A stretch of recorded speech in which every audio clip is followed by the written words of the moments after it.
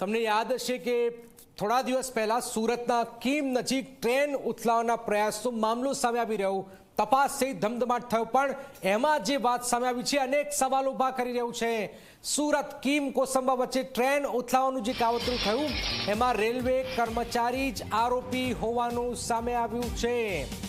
રેલવેમાંથી promotion, રજા, ઇનામ મેળવવા માટે અને સોશિયલ મીડિયામાં પ્રસિદ્ધિ થવા તેને આ યોજના બનાવી। રેલવે કર્મચારી સુભાષે આ ષડયંત્ર રચ્યું। રેલવે કર્મચારીએ જ પેડલોક કાઢ્યાનો ઘટસ્ફોટ થયો છે। એનઆઈએ એટીએસને શરૂઆતથી સુભાષ પર શંકા હતી અને આ કેસમાં 3 લોકોની અટકાયત પણ કરી દેવાઈ છે। ત્રણેય આરોપી રેલવેના કર્મચારી હોવાનો ખુલાસો થયો છે। રેલવેમાં આવા ગુનામાં ફાંસીની જોગવાઈ છે। મહત્વનું છે કે વરોલી વાંકથી કીમ જતા ટ્રેકના ફિશ પ્લેટ ખોલીને પાટા પર મુકાયા, સાથે જ બોલ્ટ પણ મુકાયા। જો કે રેલવે કર્મચારી સતર્કતાના કારણે મોટી દુર્ઘટના ટળી હતી, જે બાદ ઘટનાની તપાસ પોલીસની સાથે એનઆઈએ પણ જોડાઈ, પણ પ્રમોશન મેળવવા આ પ્રકારે કૃત્ય કરાયું છે।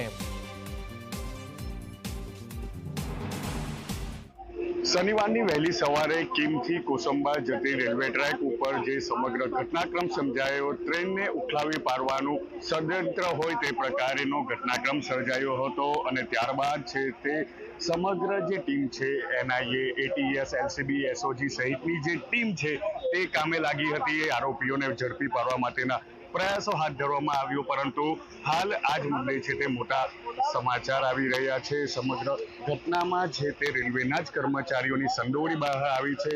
જે સુભાષ પોદ્દાર નામનો રેલવે કર્મચારી છે, તેમજ જે મિટલ નામનો જે કર્મચારી છે રેલવે કર્મચારી, અને એક કોન્ટ્રાક્ટ બેઝ પર કામ કરતો જે કર્મચારી છે, તેઓની સંડોવણી બહાર આવી છે અને તેઓને હાલ પોલીસે અટકાયત કરી છે અને તેઓની સામે કાયદેસરની કાર્યવાહી હાથ ધરવામાં આવી છે।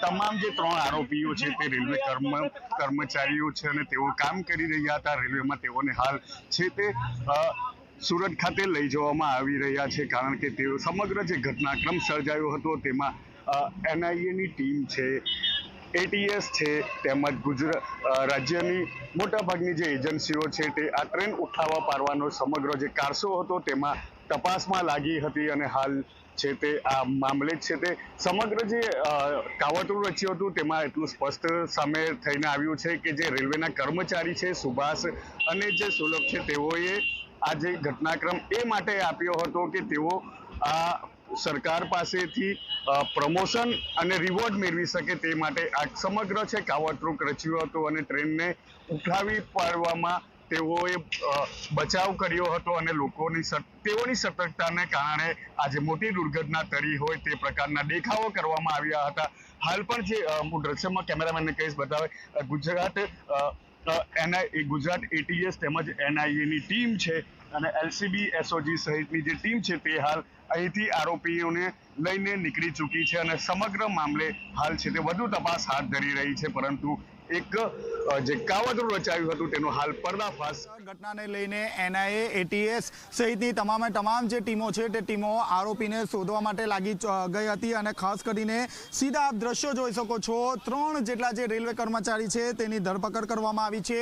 એનઆઈએ દ્વારા જે 3 જેટલા જે આરોપીઓ છે તેની 2 દિવસથી પૂછપરછ હાથ ધરવામાં આવી હતી અને આખરે રેલવેના જે આરોપી છે તે એનઆઈએ દ્વારા ધરપકડ કરવામાં આવી છે અને હાલ કીમ પોલીસ દ્વારા અને આ 3 આરોપીઓને હાલ એસપી ઓફિસ ખાતે લાવવામાં આવી રહ્યા છે। આપ સીધા દ્રશ્યો જોઈ શકો છો, સુભાષ પોદ્દાર, મનીષ મિસ્ત્રી અને શુભમ જયસ્વાલ નામના 3 જે આરોપીઓ છે તેને એસપી જે મુખ્ય જે પેડલોક છે તે પેડલોક પણ ઉખાડી નાખવામાં આવ્યા હતા અને તેને અન્ય જે ટ્રેન છે તે ટ્રેનને મોટી દુર્ઘટના થતી અટકાવી હતી, પરંતુ સમગ્ર ઘટનામાં જ્યારે એસઓજી, એલસીબી, એનઆઈએ અને એટીએસ દ્વારા તપાસ હાથ ધરવામાં આવી ત્યારે કોઈ પણ પ્રકારના જે મહત્વની જે કડી છે તે કડી હાથે લાગી ન હતી। જે પ્રિન્ટ છે તે પ્રિન્ટ પણ પોલીસના હાથે લાગી ન હતી, જેને કારણે પોલીસ દ્વારા જે 3 જે આકાર્યું હતું અને તેની સાથે અન્ય જે રેલવે કર્મચારી છે મનીષ મિસ્ત્રી અને કોન્ટ્રાક્ટ પર કામ કરી રહેલ શુભમ જયસ્વાલને પોતાની સાથે રાખ્યા હતા અને આખું જે ષડયંત્ર છે તે ષડયંત્રને અંજામ આપ્યું હતું, પરંતુ હાલમાં જે રીતે એનઆઈએ દ્વારા પૂછપરછ હાથ ધરવામાં આવી હતી અને 3 આરોપીઓની ધરપકડ કરવામાં આવી છે, ત્યારે એનઆઈએની જે ટીમ છે તે ટીમ પણ તેમની સાથે જોડાય છે. મહત્વની વાત છે કે શરૂઆતના સમયે જે પોલીસ માટે આ કેસ ખૂબ જ અઘરો હતો, પરંતુ જ્યારે જે ફરિયાદીની પૂછપરછ કરવામાં આવી ત્યારે ફરિયાદી જ આરોપી હોવાનું સામે આવતા પોલીસના હાથે સફળતા મળી છે. આપ જોઈ શકો છો તમામ જે આરોપીઓ છે તેને એસપી ઓફિસ ખાતે લઈ આવવામાં આવ્યા છે અને અહીં ટૂંક જ સમયમાં જે એસપી છે તેમના દ્વારા એક પ્રેસ કોન્ફરન્સ કરવામાં આવશે.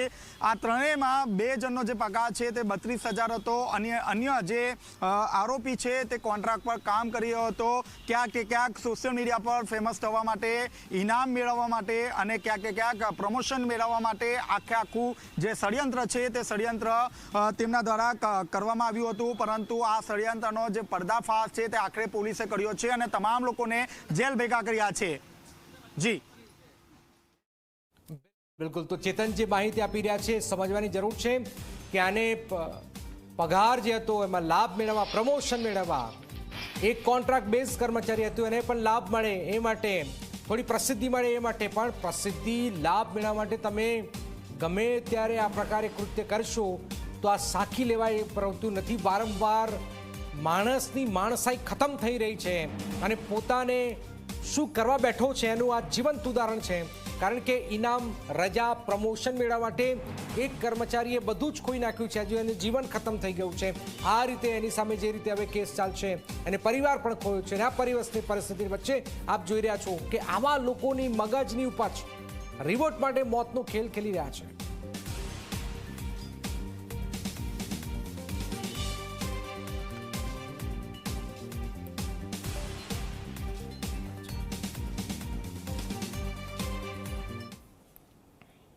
તો આખરે આ જે ષડયંત્ર રચાયું છે, શું કોઈ પ્રમોશન માટે આ પ્રકારે કરી શકે છે? આ માણસ કઈ તરફ જઈ રહ્યો છે? પણ સવાલ અનેક છે. કોન્ટ્રાક્ટ પર એક કર્મચારી હતો અને આ પરિસ્થિતિની વચ્ચે જરા જોઈ લે શું આખો ઘટનાક્રમ સર્જાયો છે.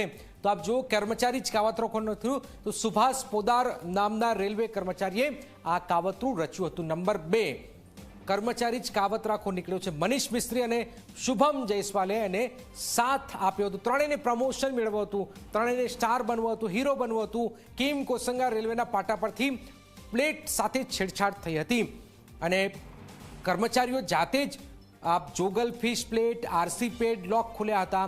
તો આ સૌથી મોટો ગુનો પણ બને છે. અહીંયા પ્લેટ અને બોલ્ટને પાટા પરથી મૂકવામાં આવ્યા હતા. આ પણ એક સૌથી ગંભીર વાત છે. ત્યાર પછી આપ જુઓ કે સુભાષે પોતાના મોબાઈલમાં જ વિડીયો અને ફોટા લઈ લીધા હતા. તપાસ થઈ, ઉલટ તપાસ થઈ અને આ ત્રણ ભાગી પડ્યા હતા. એમાં વિડીયો અને ફોટા બતાવી ગુમરાહ કરવાનો પ્રયાસ કરાયો છે.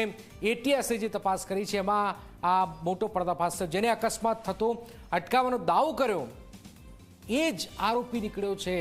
તો આ ખૂબ જ મહત્વપૂર્ણ છે. કોઈ શંકાસ્પદ વસ્તુ ઘટના સ્થળેથી ન મળતા જ સુભાષ પર પણ શંકા ગઈ હતી.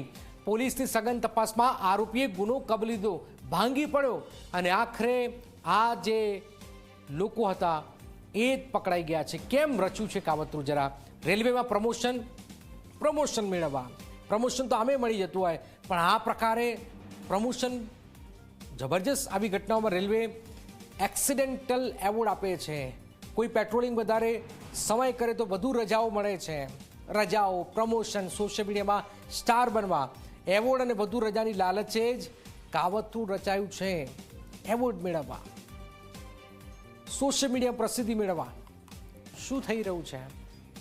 જીવ સાથે જોખમ અને આ પરિસ્થિતિની વચ્ચે લોકો શું કરે છે જરા એ સમજવાની જરૂર છે.